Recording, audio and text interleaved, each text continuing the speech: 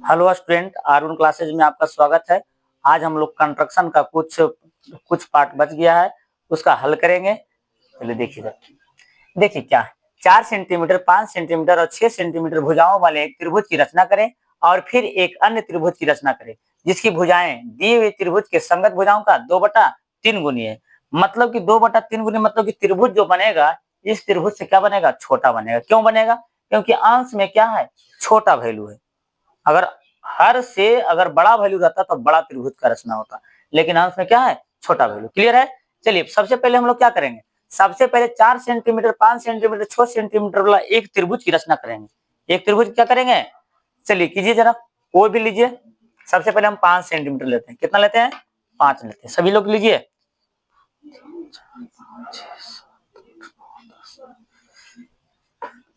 लीजिए सभी लोग।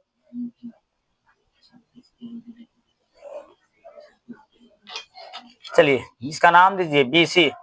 क्लियर है? सभी लोग ले लिए। BC बराबर कितना हो गया, 5 सेंटीमीटर। चलिए अब करेंगे क्या, 4 सेंटीमीटर लेंगे और कितना ले सकते हैं, 6 सेंटीमीटर। कोई भी दोनों में से कोई एक लीजिए, दोनों में से कोई एक लीजिए। लीजिए जरा, प्रकौल की से माप के लेना है, ठीक है।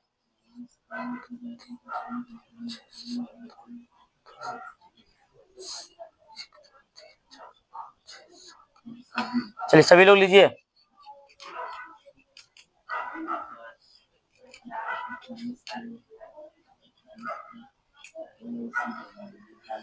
यहाँ से खींचिए चाहे यहाँ खींचिए, कोई दिक्कत नहीं, यहीं से कट लगाते हैं हम। लगाइए कट। अरे गड़बड़ हो रहा है। ये ठीक है, कट लगा लिए। अब कितना लेना है, 6 सेंटीमीटर। उसको भी कीजिए 6 सेंटीमीटर।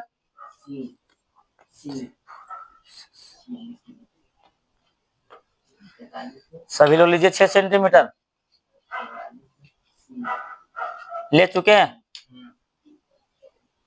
तुम लोग पहले ले लेता है यार। अच्छा तेज है, चलो बढ़िया है। चलिए कट लगा और दोनों को क्या कीजिए, आपस में मिला दीजिए। दोनों बिंदु को B तथा C बिंदु को मिलाइए। जल्दी जरा कीजिएगा, कंस्ट्रक्शन में टाइम बहुत ज्यादा लेता है बनाने में। दोनों को मिलाइए।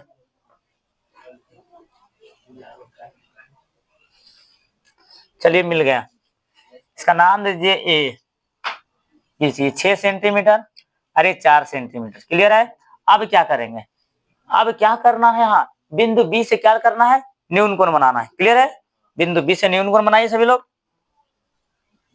बिंदु B से न्यून कोण, बिंदु B से न्यून कोण बन चुका है। बिंदु B से न्यून कोण बनाइए।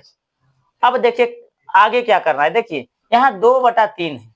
कितना गुनी जी, 2/3 गुनी। इसमें सबसे बड़ा अंक कौन है, 3 है। तो इसे 3 बराबर भागों में बांटना है। इसे कितने बराबर भागों में, अंश हर नहीं देखना है, इसमें ध्यान देना। सबसे पहले इसमें सबसे बड़ा वैल्यू क्या है, 3 है, तो 3 बराबर भागों में बांटिए। किसी भी माप का लीजिए प्रकौल से, 3 बराबर भागों में बांटिए। देखिए जरा हम किस प्रकार बांट रहे हैं, पहला भाग, दूसरा भाग, तीसरा भाग। क्लियर है? चलिए हमने बांट दिया। सबका नामांकन करो, कीजिए सबका नामांकन। B1, B2, B3 हो गए। चलिए बहुत बढ़िया हो गए। तो अब क्या करना है, देखिए हमने सबसे पहले क्या किया, इसे 3 बराबर भागों में बांटा। क्यों बांटा, क्योंकि सबसे बड़ा वैल्यू इसमें कौन है, 3 है, इसीलिए बांट दिया। ठीक है, अब हमको B3 से C को मिलाएंगे। क्यों मिलाएंगे, 2 से क्यों नहीं मिला सकते हैं, क्योंकि अब ध्यान देना है, हर में कितना वैल्यू है, हर में 3 वैल्यू है। तो देखिए 3 से तो 3 वैल्यू है, तो 3 तो तीसरे भाग से मिला देंगे, C से तीसरे भाग से मिला देना है। क्लियर है? तो मिलाइए सभी लोग, जल्दी जरा कीजिएगा फटाफट। चलिए हो गए हैं। चलिए मेरा भी हो गया। चलिए कोई दिक्कत है नहीं। अब क्या करना है, देखिए जरा, ये आप मिला दिए। अब देखिए B3 पर, B3 के कोण के बराबर यहां से कट लेना है और B2 पर क्या बनाना है, समान कोण बनाना है। B2 पर क्या बनाना है, समान कोण बनाना है। बनाइए जरा। एक कट लेना है, फिर हिलाना डुलाना नहीं है। चलिए मैंने कट ले लिया। और B2 पर देखिए यही चाप से हमको बनाना है, सेम चाप से, हिलाना डुलाना नहीं है। अब इसको मापिए, देखिए इसको क्या करना है, माप लेना है। बढ़िया से मापिएगा जरा, बड़ा जरा बड़ा छोटा देख के। चलिए मैंने माप लिया, यहां से मैंने कट किया, कट गए। और क्या करना है, एक रेखा ड्रॉ कीजिए। क्या करना है, एक रेखा ड्रॉ कीजिए। चलिए हो गए रेखा ड्रॉ, सभी लोग कर लिए। इसका नामांकन कर दीजिए C डैश। क्या नामांकन किए हैं, C डैश। हो गए बच्चों, हुआ। चलिए हो गया। अब क्या करना है, देखिए यही प्रक्रिया फिर C और C डैश पर करना है। एक कट यहां लेना है, ऐसी कट के बराबर, कोण के बराबर C डैश पर समान कोण बनाना है। क्लियर है, बनाइए सभी लोग, बनाइए। चलिए मैंने कट ले लिया, इसको हिलाना डुलाना नहीं है, C पर बनाइए।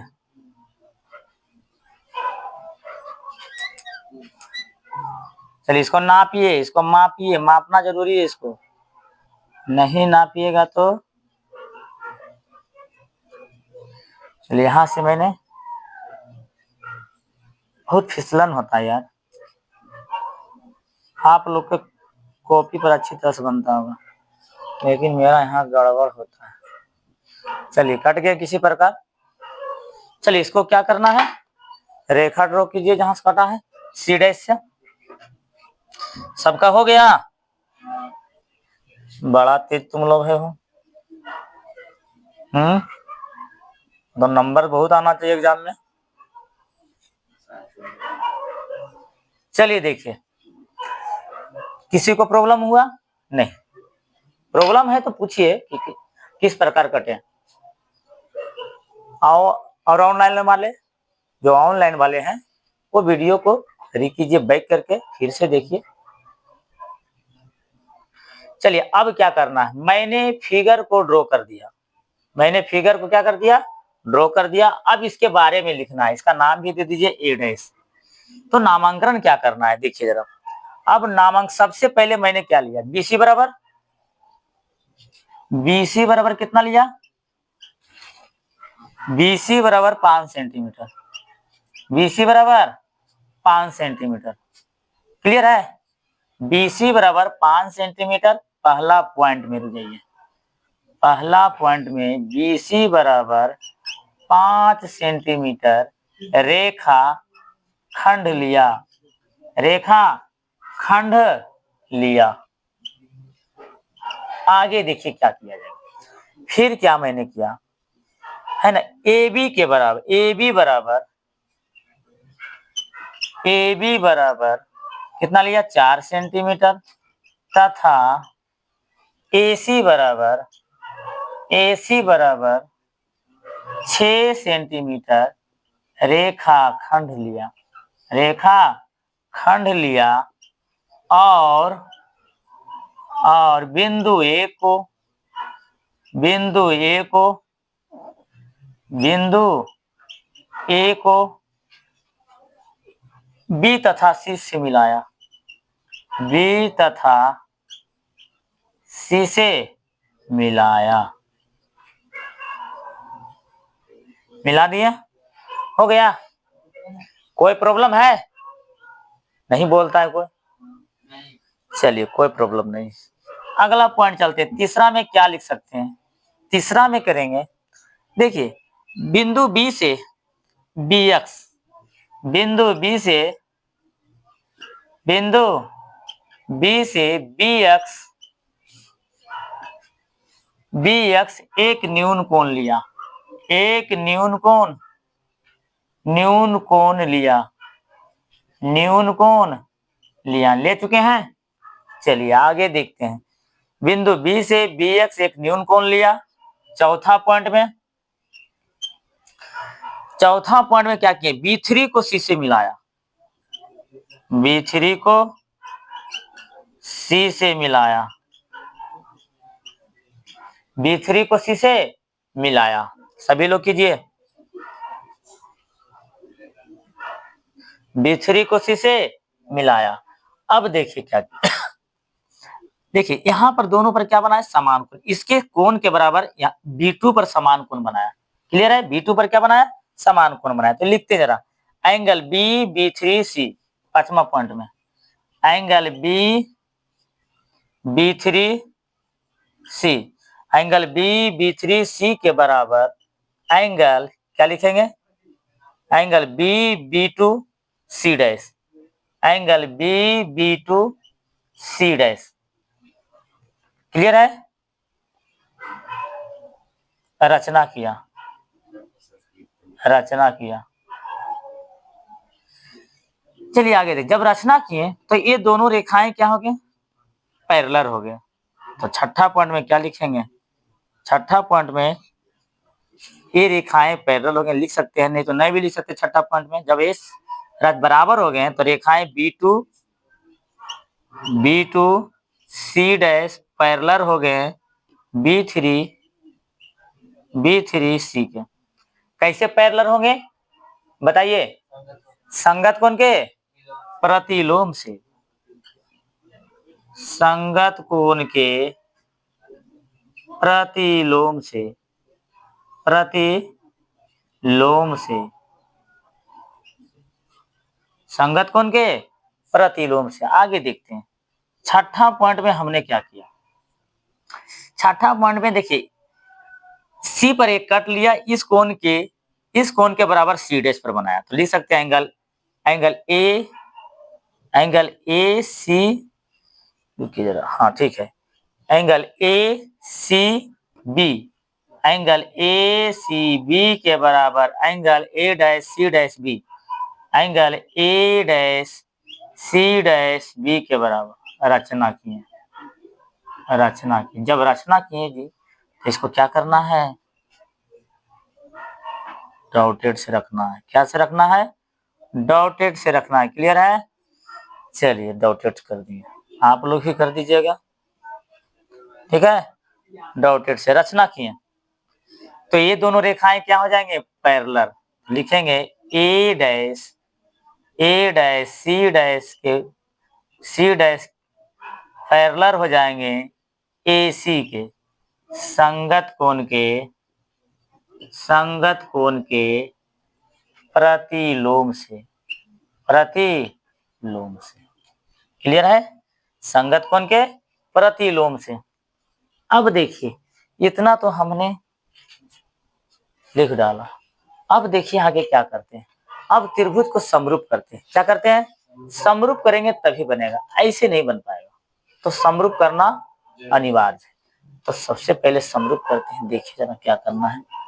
चलते हैं दो त्रिभुज, ऊपर में देखिए दो त्रिभुज बना है, नीचे में दो त्रिभुज बना है। तो देखिए क्या लिख सकते हैं, त्रिभुज ए, देखिए इसके अनुसार चलना पड़ेगा। सबसे पहले त्रिभुज ए डैश बी सी डैश तथा त्रिभुज ए बी सी में, त्रिभुज ए डैश बी सी तथा ए डैश बी सी डैश तथा त्रिभुज ए बी सी में लिख सकते हैं एंगल बी के बराबर एंगल बी होगा। तो लिखेंगे angle A dash B C dash, angle A dash B C dash के बराबर एंगल ए बी सी। कैसे जी, उभयनिष्ठ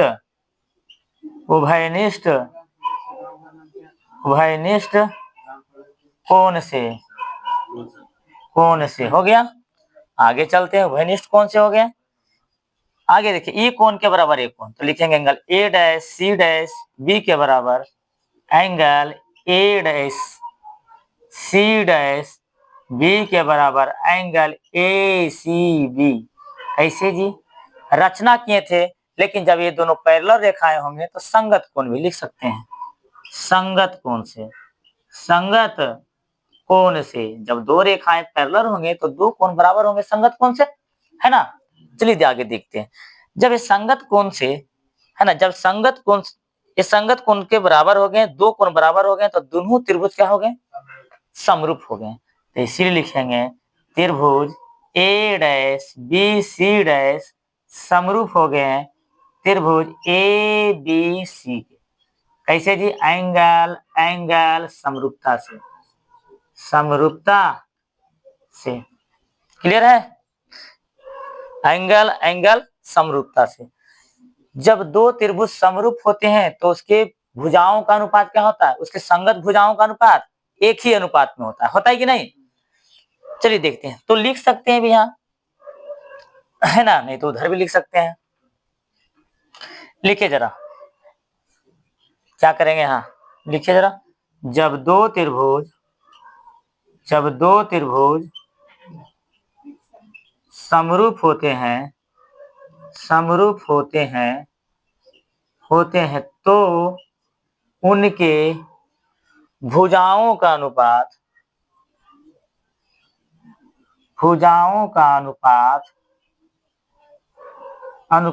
एक ही अनुपात में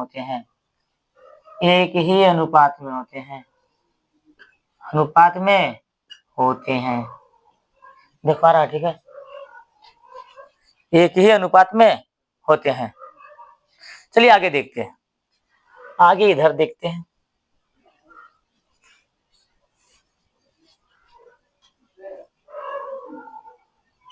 चलिए देखते हैं जरा। तो दो त्रिभुज समरूप होते हैं तो उनके भुजाओं का अनुपात क्या होता है? एक ही अनुपात में होता है। क्लियर है? क्लियर है।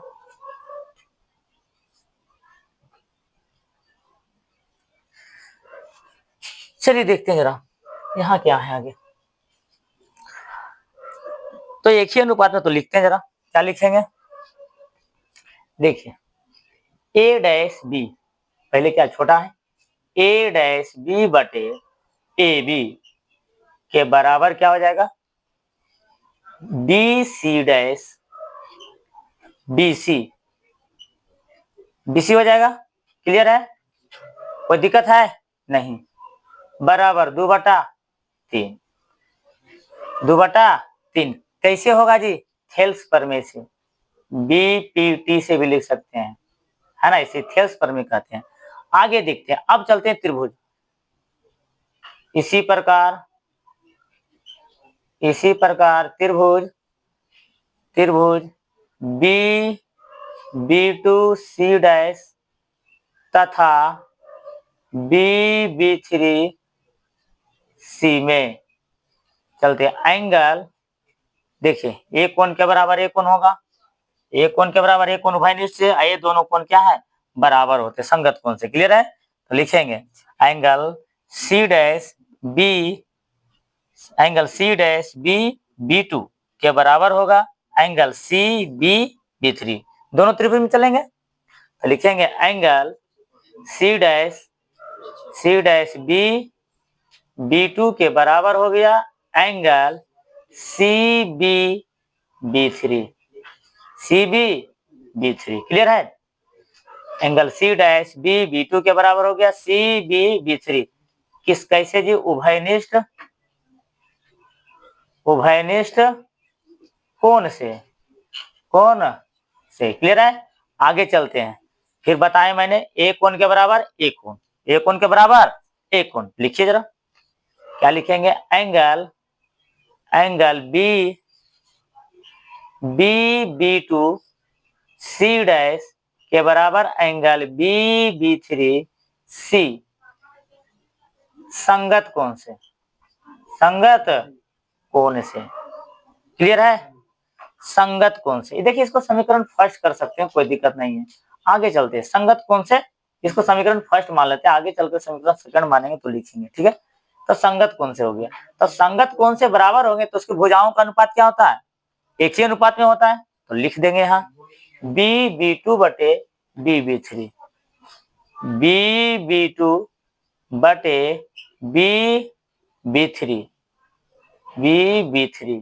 अब बराबर बी3 बराबर क्या हो गया? बी सी डैश बटे बी सी बराबर 2/3। समीकरण क्या हो गया? सेकंड। यहाँ ध्यान दीजिए, फर्स्ट और सेकंड में देखिए जरा, B C dash B C, क्या ये दोनों बराबर मिल रहा है? तो ये दोनों भी क्या हो जाएंगे? बराबर हो जाएंगे। क्या हो जाएंगे? बराबर। देखिए क्या लिखते हैं, यहाँ लिखेंगे समीकरण फर्स्ट एंड सेकेंड से, समीकरण फर्स्ट एंड सेकेंड से लिख डालते हैं।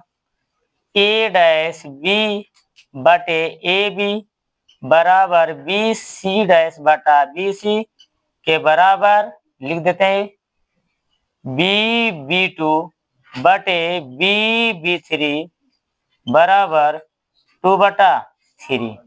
क्लियर है? ये साबित हुआ, आपका साबित हुआ। क्लियर है? चलिए, हाँ तो आपका क्लियर हो गया ए डैश बी। ठीक है, ठीक है।